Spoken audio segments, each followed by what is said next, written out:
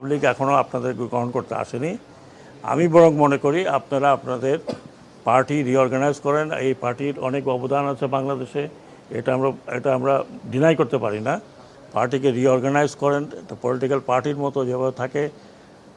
Election আসলে election contest করবেন, জনগণ ভোট দিলে ভোটে যাবেন। এই এই এই এই এই কী বলে, এই স্বপ্নটা যদি আপনারা দেখেন তাহলে কি করবেন? আপনারা এই দেশকে আরেকজনের হাতে তুলে দেবেন। তাহলে কি আপনারা বা আপনাদের পূর্বপুরুষরা, আমাদের পূর্বপুরুষরা, আমরা এখানে অত সিনিয়র কেউ নেই। আমরা যে মুক্তিযুদ্ধ করলাম, মারা গেল 30 লক্ষ লোক মারা গেল, সেই 30 লক্ষ লোকের উপরে দাঁড়ায় আপনি দেশকে আরেকজনের হাতে তুলে দেবেন। আমি খালি অনুরোধ করি যে আর যা করেন এটা করবেন না। এবং আর কিছু বলতে চাই না, এদেশের লোক এত তাড়াতাড়ি ভুলে নাই। সময় দেন, হয়তো ভুলে যাবে, কিন্তু এত তাড়াতাড়ি ভুলে নাই। কারণ যাকে ধরছে নেতা, সেই নেতারা এখন পালিয়ে বেড়াচ্ছে। যাকে ধরছে সেই নেতাকে আমরা বাঁচাতে পারছি না। অনেক নেতাকে অনেকে বাঁচিয়েছে, আমরা জানি কে কোথায় আছে। কিন্তু ওটা না করে আপনারা বরং পার্টিকে, এটা অনেক বড় পার্টি এবং I have lot of respect for Awami League.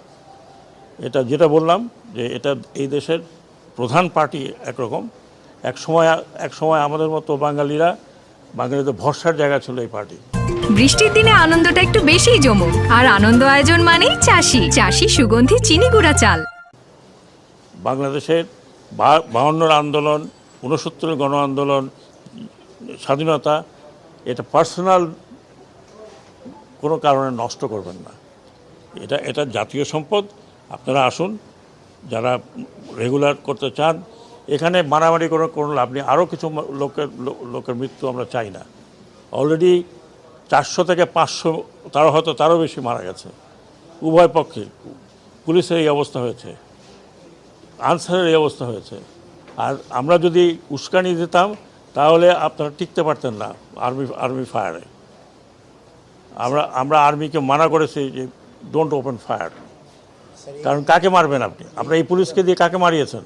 এই পুলিশকে দিয়ে মারিয়েছেন আপনার সন্তানকে। আপনার সন্তান না হয় একজন পুলিশের যে সদস্য কী বললেন যে স্যার কটা গুলি লাগে একটা ছেলেকে, তার ছেলের লাশ। এটা করবেন না, অনুরোধ করছি। প্ররোচনায় আসেন না। ব্যক্তিগত স্বার্থে আপনারা এত বড় একটা দলকে নষ্ট করেন না।